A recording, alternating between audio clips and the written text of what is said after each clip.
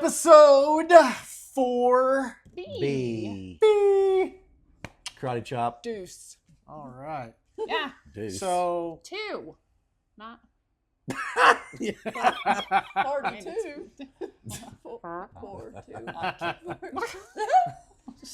not that deuce. Did you say 42? No, I didn't. 42. 42, not 40. Golly. I Swear, a bunch of children. They can't handle a camera. Oh my goodness. Is this what we have to go through every single Yeah, time we start a it new should episode? be. It should be. I mean, we This have is to how have we fun are too, in though. life. We can't just Children, focus children. Yeah. All right. Cleavage is showing. Episode 4B. He's flexing again. You need bouncing? Sorry. So dumb. Focus. You can kick rocks if you don't like how I talk. I'm gonna keep on talking and walk my walk. Ain't changing my tone, ain't changing my song. I was born this way, been loud too long. Episode 4B. Okay. All right. Let's talk about the conversation. You brought it up in 4A. 4A. So Conversation that took place. I went and talked to the mayor in her office one day. She called me in. This is, like I said, about a week or so before she came out and announced she was going to run for mayor again. So I go in there, and then she basically, I sit down and she's asking me, or telling me I need to get involved in certain things, state level, municipality league. If I'm going to do this, you need to be involved in it as soon as possible. And we talked about a few more things, and then towards the end, she asked me, she said, now I need you to commit to Georgiana for 4 years. Georgiana Real. Yeah, which is our town administrator who has been with the mayor basically her entire mayorship or Career. career. Yeah. Well, I Career went to politician. Northwest, so Oh, sure, I sorry, know. Texans. Uh, Anyway, You didn't do extemporaneous speaking. yeah. anyway, she's been with them pretty much the whole time, and so my thought on it was, no matter who's running and who gets elected, we need fresh eyes, no matter what. And we also still need a project manager here in town. So what I told the mayor was, I can't do that. And the reason behind it is I said, I don't think it's fair to, no matter who gets elected, to have someone that's been with you for 20 years. And then if we're making whatever decisions I'm making on a daily basis, I feel like I don't want to have to think about her calling you every 5 minutes. Say, well, he's doing this and he's doing that. So the deal was Georgiana only had a couple more years till she's eligible for full retirement, is what they told me. And so she could, what I told the mayor is she could keep the exact same salary, stay in her exact office that she's still in today, and just be head of finance and finish out her career. It's just a little bit less responsibility. And she's with the same salary. We're not cutting anything. And I would bring in a new administrator to basically do the administrative part and be a project manager for the town. Again, Implement the your town ideas. still does not have a project manager, and we needed one. And they had already approved a bunch of projects beforehand going into that election that have been being completed the last couple of years. And that was your strength, is like coming into like all of this. That's his strength, is like he's a contractor. That's what like you do. Project And so that management was and what was construction. on your He mind, is and that's where you were. great at delegation. He is. Yeah, he is. Yeah. No kidding. Yeah. we Yes. we need to do Okay. this. So that's what I told the mayor. And I have nothing against Georgiana or anything like that.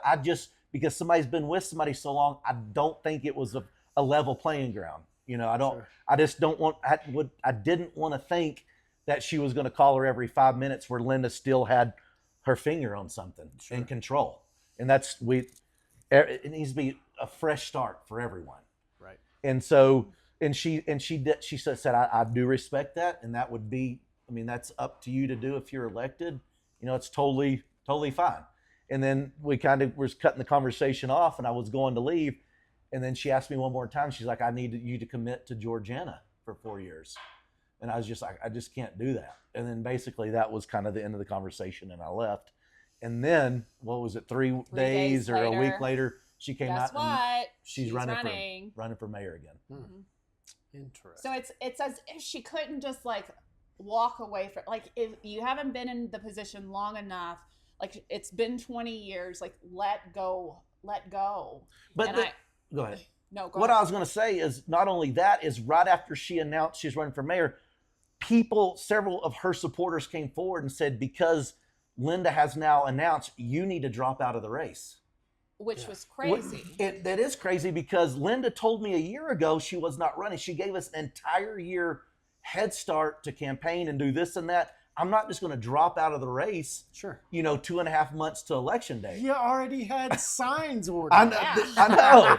I know. like what the, just, yeah, it was. It was crazy that was like the expectation, like step back, let her take it. And it's like, she said she wasn't running. I mean, she made it very clear to a lot of people she was not running.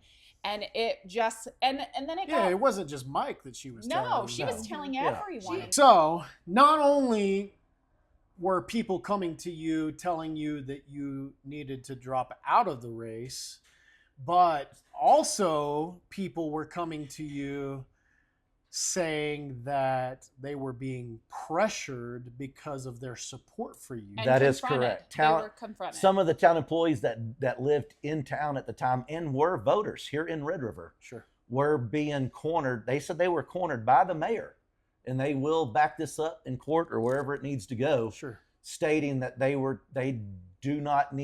could not campaign out in public, and basically they needed to stay neutral during You're this. a public employee, so you need to stay neutral.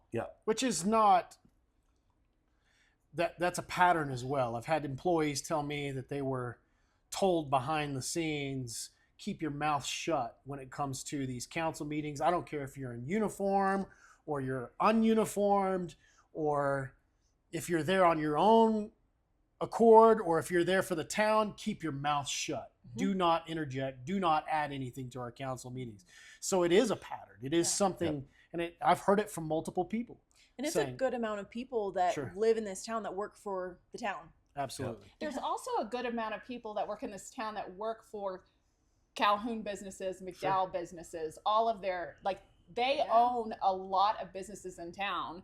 And so there's also like that. There were some people who said that they were told if they supported Michael, they couldn't get propane. And there was all of this, like, there were signs Why propane at the Roadrunner? at Roadrunner Where RV because, Bo like, and if Katie- you didn't support their mom, I mean, it just, Yeah. it felt gross. Like, there were people who came forward and said, yeah, I wasn't allowed to be your friend during that time because they didn't want to get the appearance that we were supporting you. I mean, it was like, it was crazy. The people who, there were people who, like, didn't like us just because Michael was running. Like, well, why doesn't someone else run? Why doesn't someone, I know her son even had like a little questionnaire for you and asked you a bunch of questions. And he did. And And, he he called me, and I went and talked to him, and he had a Nate. card. Nate Nate yes. did, and he had a list of questions, and one of them was, why don't Justin Brandenburg, why don't Nick Church, why don't these other people run? Why are you the one running?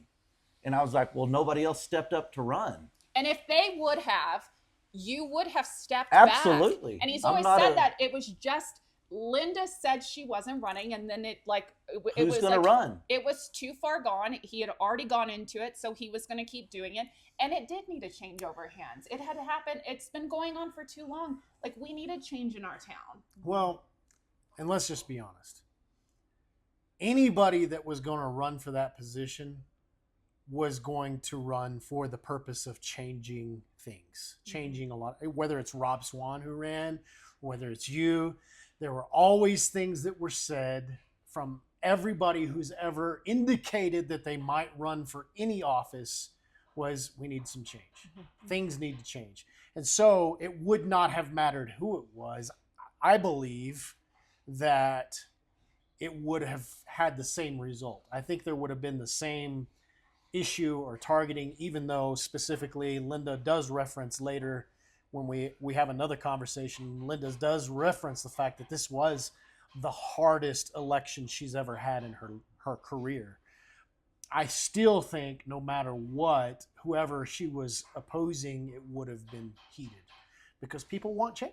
Yeah. Absolutely. More than 50% of the Red River population at the end of the cycle, at the end of the election, we found that more than 50% voted Voted For for change. change. They Yeah. absolutely did. None of us believe in career politicians. You should have term limits. There's a reason And that's not why. just here. You do not grow without change, period. There is opportunity to be corrupted by the position because there are specific favors, there are specific benefits that come as a result of being mayor. And I know that we had conversations during the campaign for that, toward that end. Like the term limits needs to happen. We talked about that as part of your platform. Absolutely.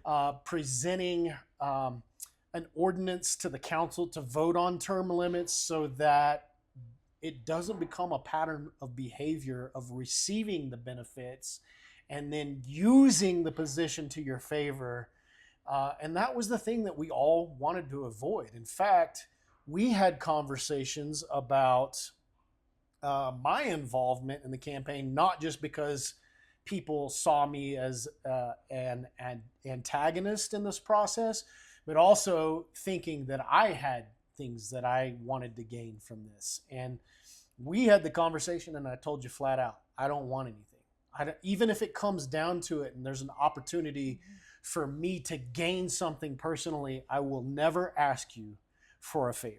And that goes into even with Michael getting his like contractor license and stuff too. You have never asked him to pull a permit from you Not once. so that you can do what you want. Like you have been like you really have made sure that like that doesn't affect relationships, friendships, anything like that, or like cause any type of perception, which has always been one. Like it's nice not having to like do that with friends, you know what I mean? Right. And have those hard conversations. And we don't always agree with everything we all do. Well, it's just because And I've we never have- pulled permits. Well, very true. Very true. But I'm telling y'all, that election was hard. Well, I mean, do want it to. was- I mean, it was hard. But I do want to say something on the kind of the dark side of it. And I'm putting this out in public. I mean, we've put it out there, but not on video or anything. But during the election, we had yard signs that were taken away from yards and brought back to our houses. We had multiple signs up and down Main Street shot up with a BB gun. We had Jeep. when we had the black Our- Jeep, the Jeep was- side mirrors had BB holes all in it. We had to install a security system Yep. onto our home because things started feeling weird. Bumper There was- stickers. Bumper stickers were being removed, and the thing about it is, we don't have video evidence of the BB gun and who was involved behind it, but allegedly, but someone who did go around and pull the bumper stickers off the vehicles came and apologized and told us that someone had put him up to it. Who, Nate? Nate That- had put him up. Nate- Allegedly, we were Nate told that had Nate, put the yes. mayor's son had put him up to removing bumper stickers. Off vehicles up and down Main Street, and that There's a lot of person, questions. that person came forward and did apologize to us. Yeah. So there's like all of this happening. Plus, we have people coming up to us. We had members of the church come up to us, and I want to like put this out there though too, because like one of the things that people said to us, and I remember it was actually Tracy Green who said this to us, and her and I had the conversation later on too. She said, if you guys want the vote, you've got to start going to church. And it made me so mad because like that's not who we are. Like we are believers, but we are never going to use a church to like get ahead in a political Yes. position. Yes. It's not what we're gonna do. That feels dirty. Sure. Even though it is being done, we were not going to be a part of it. Yep. And so that was like a conversation. But there are people from the church saying that Linda was going to church and telling people that we like pointing out that we didn't go to church, we were not believers, we were bad people.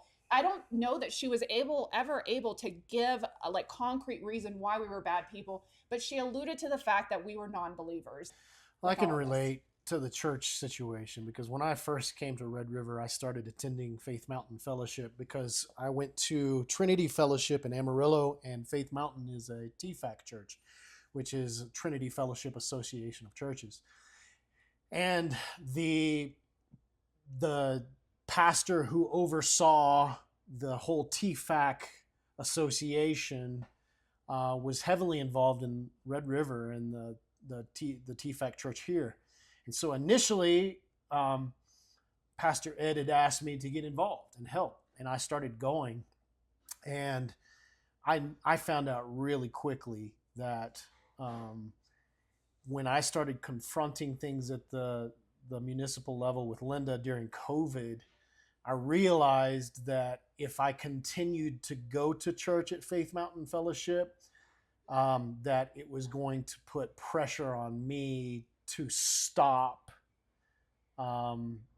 contending for the benefit of Red River with Linda, to stop fighting Linda. And so I actually withdrew and quit going to church just simply because I knew it was going to create an issue. And I'm not saying that that's like on the church, but the whole concept No, it's of not. it. The whole concept of that being why you go to church. Well, and I think feels we've gross. resisted that the whole campaign. It's like, you know what? We're not going to give in to that sort of deception because it felt very deceptive. Yes.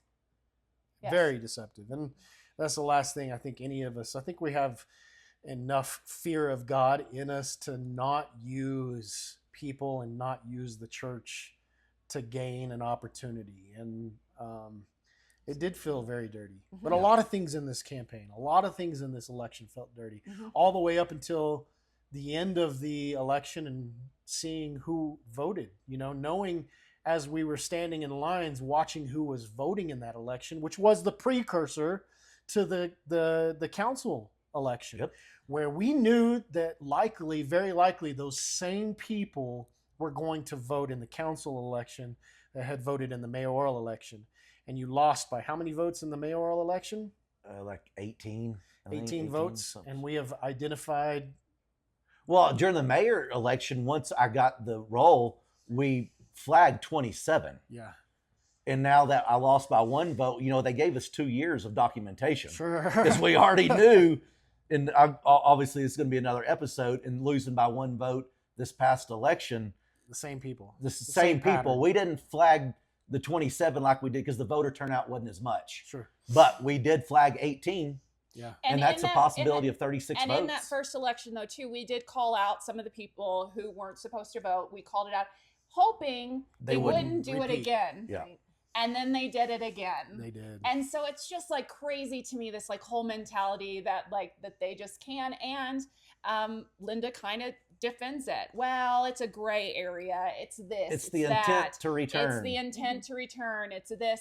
And it's just like, whoa, we're totally defending this bad behavior. Sure. And you're shaping it to fall into what you need it to. Doubling and down. Doubling down. That feels gross. Again, it feels It is gross. Yeah, It doesn't it is. feel gross. Yes. It is gross. Yes. Yeah. It is gross to defend your family members who voted illegitimately in an election. Yes. It's gross. Yes. And I'm tired of being in a position where it feels like we always have to say, well, I'm not against Linda. You know what? At this point, I am. I am against Linda. I am against everything that she represents, because what she represents is unethical, unintegrous behavior that's repeated time after time after time and after time again. And I'm tired of having to defend my own character in front of people. I'm tired of having to answer the questions. I'm tired of having people say behind my back that, you know what, Matt's going to be the reason you don't get elected, when nobody's had to deal with what I've had to deal with in the last 5 years. I'm sick of it. I'm tired of it. And it is time that she has to answer some questions. It is time that she's held responsible. It is time that she's held accountable for her decisions and her actions. And we'll talk about that more in the next video too, because we're going to pull out some information. We're going to pull out conversations specifically that she has had, and we'll talk about it because people need to know. It's time that people understand that what has happened is not right. It's not right. You can kick rocks if you don't like how I talk. I'm gonna keep on talking and walk my walk. Ain't changing my tone, ain't changing my song. I was born this way, been loud too long.